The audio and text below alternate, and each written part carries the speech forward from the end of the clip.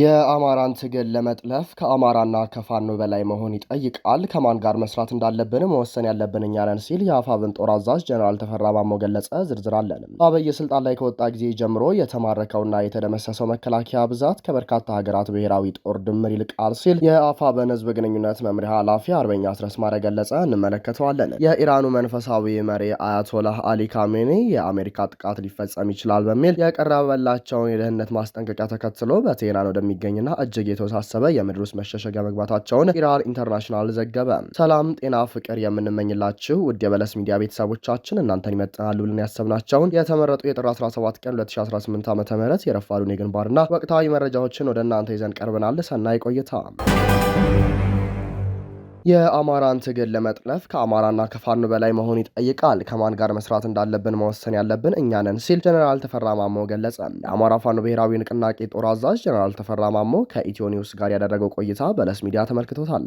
ጀነራሉ ለተጠየቀው የመጀመሪያ ጥያቄ በሰጠው ምላሽ አንድ መሆን አይችሉም ሲሉን የነበረ የተሳሳቱና በትክክል መመዘን ያልቻሉ ናቸው። ፋኖ አንድ ባለመሆኑ ብዙ ጉዳት ሲደርስ ነበረ። ብዙ ሰራዊት ሲጠይቀው የነበረ ነው። ሆኖም ከላይ ያለው አመራር ያልጨረሳቸው ጉዳዮች ስለነበሩ ዘግይቷል። በተደጋጋሚ በተደረገ ውይይት ሊስተካከል ችሏል። የብዙ ሰው ዋና ጥያቄ ስለ ርዕዮተ ዓለም ነበር። ርዕዮተ ዓለማችን የአማራ ብሔርተኝነት ነው ብሏል ጀነራሉ።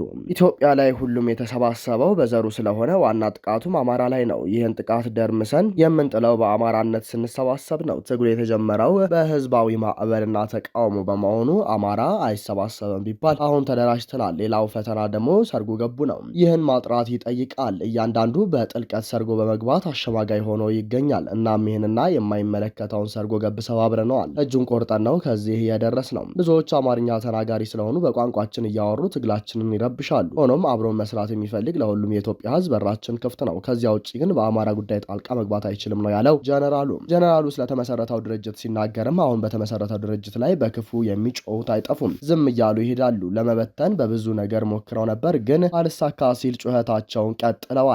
ድንጋይ የሚወረውረው ፍሬ ወዳለበትም ነው። አሁን የትግሉን ሰብስበነዋል። አማራ ተሰብስቧል። የአማራ ችግር የሚፈታው በአማራ ነው። አይደራጁም ብለውን ነበር። ተደራጅተናል። ክፍተታችንን እየሞላን እንጓዛለን። ጠላት ቢንጫጫ እስከምንቀብር ድረስ ረፍት የለንም። ጀነራል ተፈራ ከኤርትራና ከትግራይ ጋር ትገናኛላችሁ ይባላል ተብሎ ስለተጠየቀው ሲያብራራ ከማን ጋር መገናኘት እንዳለብንና መወሰን ያለብን እኛንን። ለዚህ ተግባር ደግሞ መወሰን ያለብን አሁን ነው። አሁን ድርጅት አለን። አሁን መሪ አለን። ደንግጠው ሰግተው እየጮሁ ነው። የፋኖን ጥንካሬ መግለጽ ሲከብዳቸው ሲገረፉ ሲመቱ ህወሓት ያገዘው ነው እያሉ ያወራሉ። ኃይላት ከተባበሩ እናሸንፋለን አንተርፍም ብለው ነው። በእነሱ ወሬ የራሳቸውን ሰራዊት በፍርሃት ተውጧል። ማንም አግዞን አልተዋጋንም። ለራሳችን ራሳችንን እንበቃለን። ብልጽግናን ለመምታት በራሳችን ነው የምንቆመው። የጋራ ጠላትን ከሌሎች ጋር በጋራ እንመታለን። ብዙ ኃይላትም እየመጡ ነው። ግዴታ ሌላ ኃይል ካላገኘን አንገጥምም ወይም አናሸንፍም አንልም። ሆኖም ግን ከማን ጋር በአጋርነት ለመጓዝ እንሰራበታለን። አሁን ጠላታችን ብልጽግና ነው። ሌላ ጠላት የለንም። ብልጽግና ትግራይም ኤርትራም ልግባቤል በአማራ ላይ ነው የሚረማመደው። መቼም በሱዳን በኩል አይሄድም። ደግሞ ይህ ኃይል ለማንም አይበጅም። በእኛ ላይ ተረማምዶ የትግራይ ወይም የኤርትራን ህዝብ መውጋት አይችልም። ከጀርባው እንመክርበታለን ብሏል ጀነራሉ። ብልጽግናና ጀነራሎቹ ውሸታም ናቸው። ግማሹ ጀነራል ቢያደርግና በኢህአዴግ የተማረከ ነው። የሚያደርጉትንና የሚሰሩትን ሳይሆን የማይሆኑትን ያወራሉ። ጸጥ ብለው መስራት አይችሉም። ሲፎክሩ ቆይተው አሁን ማሸሹ ጸጥ ብለዋል። ልብ ካላቸው አማራን ተረማምደው ቀይ ባህርን ይጨብጡ እስኪ። ምርኮ በምርኮ አድርገን ዓለም አይተነዋል። ጀነራሉ ትግላቸው ተጠልፏል ስለሚባለው ጉዳይ ሲናገር ይህ ንግግር ምንም ስሜት አይሰጠኝም። የአማራን ትግል ለመጥለፍ ከአማራ ፋኖ በላይ መሆን ይጠይቃል። ከኛ በላይ መሆን ይጠይቃል። አሁን ያለው ፋኖ አመራር የዋዛ አይደለም። ኑሮውን ውጭ ያደረገና ትግል ሞክሮ ያልተሳካለት ሊጠልፈን አይችልም። ጀነራሉ ስለሚከዱት ሲናገርም ትግሉ የከበዳቸውና መቋቋም ያቃታቸው ሊከዱ ይችላሉ። ትግሉ ጽናት ይጠይቃል። ሰርጎ የገባም አለ። ሰርጎ የገባው ውጊያ አይችልም። ባለፈው እጅ የሰጡት ሁሉ ስለ ቀይ ባህር ፈጥነው የሚያወሩት ምንም ትግል የማይችሉ ናቸው። ሌሎችም የነዋይ ወይም የገንዘብ ጥማት ያለባቸው ናቸው። ባንክ የዘረፉም አሉ። ዛሬ ሳልባጅ ለብሰው በቴሌቪዥን ይታያል። አሁን የአማራ ትግል ጥሩ የሆነው የተሰባሰበው ኃይል የአማራ ብሔርተኛ ስለሆነ ነው። አሁን በትግሉ ዙሪያ የተሰባሰበው አማራ ነው። በሁሉም ቦታ ፋኖ አለ። ልምድ ያላቸው ወታደሮች፣ ኮማንዶዎች አሉ። ሁሉም አለ። ወጣቱ ልምድ ባላቸው ነው የሚመራው። በአማራነታችን እየተጠቃን ከዚህ አንሆንም ያሉ መቶ አለቃዎችና ሌሎች ተቀላቅለዋል ሲል ገልጿል ጀነራሉ። ጀነራል ተፈራ ስለ ሽምቅ ውጊያ ሲናገር ባጫ ደበሌ ስለ ጻፈው መጽሐፍ ያነሳ ሲሆን ባጫ ደበሌ ስለ ሽምቅ ውጊያ ሳይሆን ስለ ኪነት ቢጽፍ አደንቀዋለሁ። ምክንያቱም ባጫ ብዙ ጊዜውም ያሳለፈው በአርቲስትነት ነው። ወደ መጨረሻ መጨረሻው 1982 ላይ ነው የሻለቃ መሪ ሆኖ የተሾመው። እናም ብልጽግና ከትግራይ ሄደው አዲስ አበባ በገቡ ወታደሮች ስለ ሽምቅ ውጊያ አይሞክርም አይባልም። በእርግጥ በሌሊት ከበባና ደፈጣ ሞክሮ ነበር። እናም ነቃንበትና ቀለበስ ነው። በአማራ መሬት በአማራ ልጆች ላይ ነው ይህን ሊያደርግ የነበረው። አልተሳካም። እኛ በአማራ ህዝብ መካከል ነው ያለ ነው። አሁን ብዙ ጦር ስላለን ከሽምቅ ውጊያ በላይ መደበኛ ውጊያን እየተጠቀምን ነው። እኔም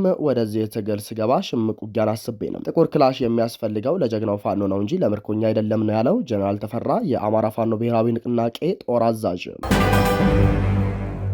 አብይ ስልጣን ላይ ከመጣ ጊዜ ጀምሮ የተማረከውና የተደመሰሰው መከላከያ ብዛት የበርካታ ሀገራት ብሔራዊ ጦር ድምር ይልቃል ሲል የአማራ ፋኖ ብሔራዊ ንቅናቄ ህዝብ ግንኙነት መምሪያ ኃላፊ አርበኛ አስረስ ማረ ገለጸ። አርበኛ አስረስ ማረ የሰሞኑን የአገዛዙን የአየር ኃይል ትርኢትና የአረመኔውን አብይ አህመድ ንግግር በተመለከተ አጭር ማብራሪያ ሰጥቷል። አብይ አህመድ ለቴክኖሎጂ ትኩረት የሰጠው የኢትዮጵያውያንን ህይወት ውድ ስለሆነ የምንገብረው የሰው ህይወት ለመቀነስ ነው አይነት ንግግር ሲናገር ሰማሁት ብሏል። አርበኛ አስረስም በየጊዜው ዲሽቃና ክላሽ ብቻ ታጥቀን አነስ ባለች ኦፕሬሽን በመቶዎች የሚቆጠር ምርኮኛ ዘግነን ወይም ማርከን እንደምንወስድ ማስታወስ ሳያስፈልግ አይቀርም። በነገራችን ላይ አብይ ስልጣን ላይ ከመጣ ጊዜ ጀምሮ የተማረከውና የተደመሰሰው መከላከያ ብዛት ከበርካታ ሀገራት ብሔራዊ ጦር ድምር ይልቃል ሲል ነው የገለጸው። ሚግ 21 ላይ የቆማቸው ሲልም በሌሎች ሀገራት ላይ ተዘባብቷል። እነኚሁ ባለሚጎች ትላንት የነፍስ አድን ጥሪ የተደረገላቸው መሆኑን እንተወውና ፎርጂ ደርሷል የተባለው የአየር ኃይል ቴክኖሎጂ ባለፉት 8 ዓመታት ሰሜን ጎጃም ዳጊ ጤና ጣቢያን ጨምሮ መሰል የህዝብ ተቋማትና የአርሶ አደር ቤቶችን በሲናይድ ሮኬት ከማውደሙ ውጭ አንድም ብሔራዊ ግዳጅ ላይ ተሰማርቶ አያውቅም። በፌስቲቫል ጋጋታ የሚድን አገዛዝ እንደሌለ እኛም ሆነን አብይ ከነ ከዳሚዎቹ አበጥረን የምናውቀው ሀቅ ነው ብሏል አርበኛ አስረስ ማረ ዳምጤ። የኢራኑ መንፈሳዊ መሪ አያቶላህ አሊ ካሜኔ አሜሪካ ጥቃት ሊፈጸም ይችላል በሚል የቀረበላቸውን የደህንነት ማስጠንቀቂያ ተከትሎ በቴህራን ወደሚገኝና እጅግ የተወሳሰበ የምድር ውስጥ መሸሸጊያ መግባታቸውን ኢራን ኢንተርናሽናል ቅዳሜ ዕለት ዘገበ። የኢራን ተቃዋሚ የመገናኛ ብዙሃን እንደገለጹት ከፍተኛ ወታደራዊና የደህንነት ባለስልጣናት የአሜሪካ ጥቃት የመሰንዘር እድሉ እየጨመረ መምጣቱን ካስጠነቀቁ በኋላ መሪው ወደ ጠንካራ የኮንክሪት ዋሻዎች ገብተዋል። ይህንን ተከትሎም የዕለት ተዕለት የአመራር ስራውን ሶስተኛ ልጃቸው ማሱድ ካሚኒ እንደተረከቡና ከመንግስት አስፈጻሚ አካላት ጋር የሚደረገው ግንኙነት በእርሳቸው በኩል ብቻ እየተደረገ መሆኑ ተዘግቧል። ይህ የኢራን ባለስልጣናት ስጋት የጨመረው የአሜሪካው ፕሬዚዳንት ዶናልድ ትራምፕ አርብ ዕለት የሰጡት አስተያየት ተከትሎ ነው። ፕሬዚዳንቱ በርካታ የአሜሪካ መርከቦች ወደ ኢራን እያቀኑ ነው፣ ነገር ግን ልንጠቀምባቸው እንደማይገባ ተስፋ አድርጋለሁ ሲሉ ተናግረዋል። የኢራን ባለስልጣናት በበኩላቸው ለማንኛውም ጥቃት ከባድ ምላሽ እንደሚሰጡ እየዛቱ ነው። አንድ ከፍተኛ የኢራን ባለስልጣን ማንኛውም ጥቃት በእኛ ላይ እንደታወጀ ሙሉ ጦርነት ይቆጠራል ሲሉ ተናግረዋል። በተጨማሪም በካሚኒ ላይ የሚሰነዘር ማንኛውም ጥቃት የጂሃድ አዋጅ እንደሚያስከትል ማክሰኞ ዕለት አስጠንቅቀዋል። የኢራኑ ፕሬዝዳንት ማሱድ ፔስኪያዝ በበኩላቸው በመሪው ላይ የሚደረግ ጥቃት በኢራን ህዝብ ላይ እንደታወጀ ጦርነት ነው ብለዋል። ይህ ውጥረት የመጣው በኢራን ውስጥ የተቀሰቀሰው ህዝባዊ ተቃውሞና መንግስት እየወሰደ ያለው ኃይል እርምጃ በቀጠለበት ወቅት ነው። ምንም እንኳን ትክክለኛ ቁጥር ባይታወቅም መቀመጫውን አሜሪካ ያደረገው የሰብአዊ መብት ተቋማት እንደገለጸው በግጭቱ የሞቱ ሰዎች ቁጥር 5137 መድረሱ ተረጋግጧል። አሜሪካም ይህንን የኃይል እርምጃ መቃወም አርብ ዕለት በኢራን ላይ ተጨማሪ ማዕቀቦችን ጥላለች። በሌላ በኩል አልጀዚራ ባወጣው ሰፊ ትንታኔ ኢራን በውጭ ወታደራዊ ስጋት ብቻ ሳይሆን በውስጥ የኢኮኖሚና የፖለቲካ ቀውስ ውስጥ እንደምትገኝ አመልክቷል። ምንም እንኳን መንግስት በቅርቡ የተቀሰቀሰውን ህዝባዊ ተቃውሞ በኃይል ማፈን ቢችልም ለተቃውሞ መነሻ የሆነውን የኢኮኖሚ ውድቀትና የዋጋ ንረት ግን አልተቀረፈም። በአሁኑ ወቅት ማዕቀቦች እንዲነሱላት ከአሜሪካ ጋር ለመደራደር የኒውክለርና የሚሳኤል ፕሮግራሞቿን እንዲሁም ቀጠናዊ ተጽዕኖዋን መቀነስ ይኖርባታል። ሆኖም እነዚህን እርምጃዎች ለካሚኒ ስርዓት እንደ ራስ ማጥፋት ስለሚቆጠሩ ውሳኔው ከባድ ሆኖባቸዋል። ተንታኞች እንደሚሉት ኢራን አሁን ባለችበት መቀጠል የማትችልበት ደረጃ ላይ ደርሳለች። ከካሚኒ በኋላ ያለው የኢራን እጣ ፈንታም ከሃይማኖታዊ መሪዎች ወደ ወታደራዊ ክፍል ወይም የኢራን አብዮታዊ ዘብ የበላይነት ሊሸጋገር እንደሚችልና ለውጥ የማይቀር ጉዳይ መሆኑ ባለሙያዎች ይተነብያሉ። የዓለም የጤና ድርጅት ዋና ዳይሬክተር ዶክተር ቴዎድሮስ አድሃኖም ዩናይትድ ስቴትስ ከድርጅቱ በይፋ ማውጣቷን ተከትሎ ለአሜሪካ የጤናና ሰብአዊ አገልግሎት መስሪያ ቤት የሰጡት ምላሽ አነጋጋሪ ሆኗል።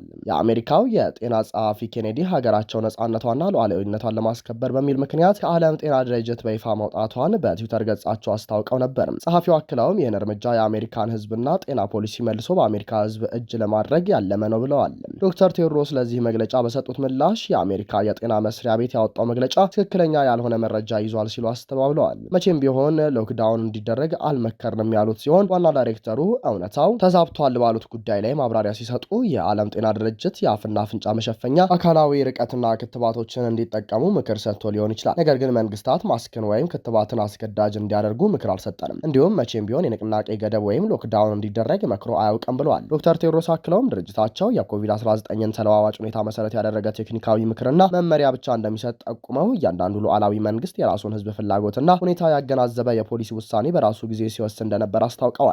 ይህ የቃላት ልውውጥ አሜሪካ ከዓለም አቀፉ የጤና ተቋም ጋር ያላትን ግንኙነት ማቋረጣን ተከትሎ የተፈጠረውን አለመግባባት ያሳያል ተብሏል። ክቡራንና ክቡራት አድማጭ ተመልካቾቻችን ለሰዓቱ የነበረን የዜናና የመረጃ ስርጭታችን ይህንን ይመስላል። ጤና ይስጥልን።